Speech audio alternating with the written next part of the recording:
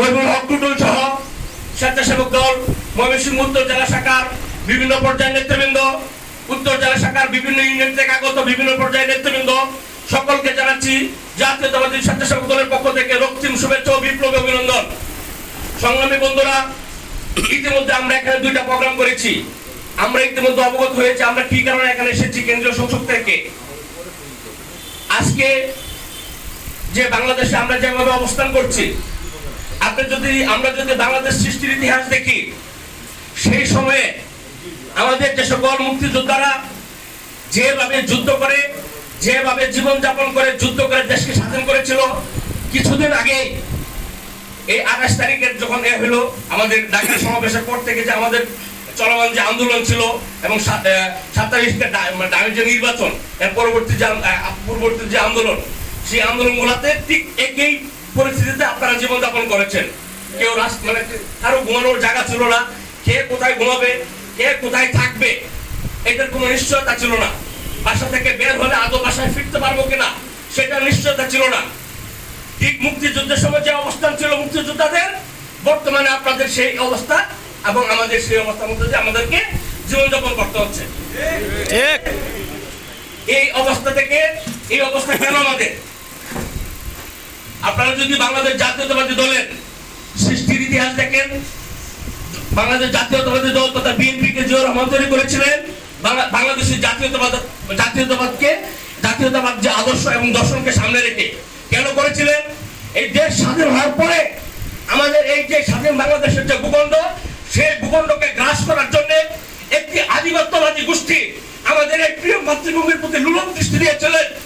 সেই দৃষ্টিভঙ্গি থেকে এই আধিপত্যবাদী গোষ্ঠীর হাত থেকে রেহাই করার জন্যই কিন্তু আমাদের আদর্শের জনক শহীদ রাষ্ট্রপতি জিয়াউর রহমান বাংলাদেশি জাতীয়তাবাদকে ধারণ করে বিএনপিকে তৈরি করেছিলেন। আর বাংলাদেশি জাতীয়তাবাদকে ধারণ করে দেখেই আজকে আপনাকে আমাকে এই জীবনযাপন করতে হচ্ছে। শুধুমাত্র বাংলাদেশি জাতীয়তাবাদই পারে বর্তমান যে বাংলাদেশের যে অবস্থা বিরাজ করছে, অর্থাৎ বর্তমান যে অবৈধ প্রধানমন্ত্রী আছে শেখ হাসিনা, এই শেখ হাসিনার নেতৃত্বে আধিপত্যবাদী গোষ্ঠীদের প্রদলহনকারী এই দেশে একটি সুবিধাবাদী চক্র তৈরি হয়েছে। এরা কোনো সরকার না, এরা কোনো কিছুই না, এরা একটা দালাল চক্র, একটা সুবিধাবাদী আধিপত্যবাদী গোষ্ঠীর একটা সুবিধাবাদী চক্র।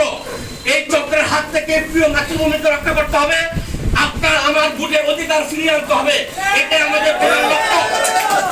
অনেকে মনে করে আন্দোলনের পরে আমরা ঝিমিয়ে পড়েছি। আসলে কি আমরা ঝিমিয়ে পড়েছি? না, আমরা দীর্ঘদিন আন্দোলন করতে করতে আমরা কিছুটা ক্লান্ত।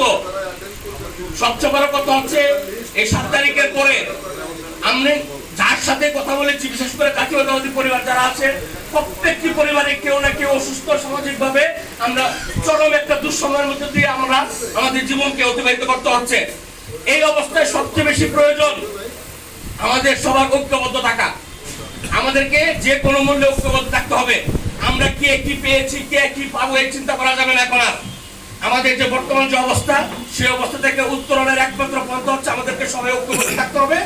যে কোনো সমস্যা হবে, আজকে এই আমাদের ময়মনসিংহ উত্তর জেলার একটা উপজেলা আমাদের যদি কোনো স্বেচ্ছাসেবক দলের এক ভাইয়ের বিপদ হয়, পাশের উপজেলা আমরা যারা আছি, আমরা যে যার অবস্থান থেকে আমার ওই ভাইয়ের পাশে দাঁড়াবো।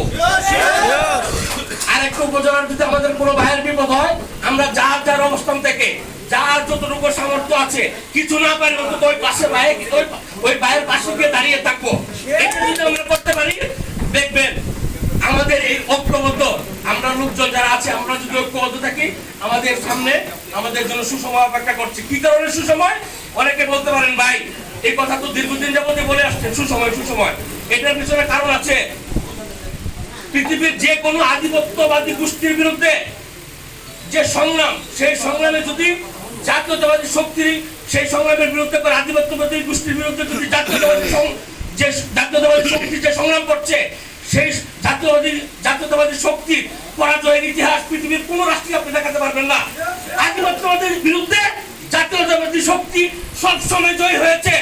আপনার আমার আশার ভরসার জায়গা একটাই, আমরা জাতীয়তাবাদকে ধারণ করি, লালন করি।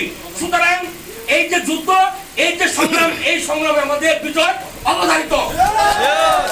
আগামী দিনে যে কোনো আন্দোলন সংগ্রামে ঐক্যবদ্ধ থাকবেন। জাতীয়তাবাদী স্বেচ্ছাসেবক দল আমার সভাপতি এখানে আছেন, ওনার সামনে আমরা প্রতিজ্ঞাবদ্ধ হচ্ছি, আমরা আমাদের অবস্থান থেকে যে যে অবস্থায় থেকে সেই অবস্থা থেকে আপনাদের পাশে থাকার চেষ্টা করব। ইনশাআল্লাহ আপনারা ঐক্যবদ্ধ থাকবেন।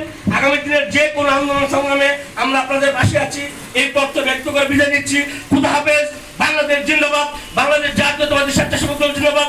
মা মাটি মানুষের নেত্রী দেশনেত্রী বেগম খালেদা জিয়া জিন্দাবাদ। আগামী রাষ্ট্রনায়ক জনাব তারেক রহমান জিন্দাবাদ। শহীদ রাষ্ট্রপতি জিয়াউর রহমান অমর হোক, অমর হোক। ধন্যবাদ প্রিয় নেতা জাকির ভাইকে, মূল্যবান গুরুত্বপূর্ণ বক্তব্য রেখেছেন। অত্যন্ত জ্বালাময়ী বক্তব্য। আমাদের সাহস শক্তি আরো বেড়ে গেল।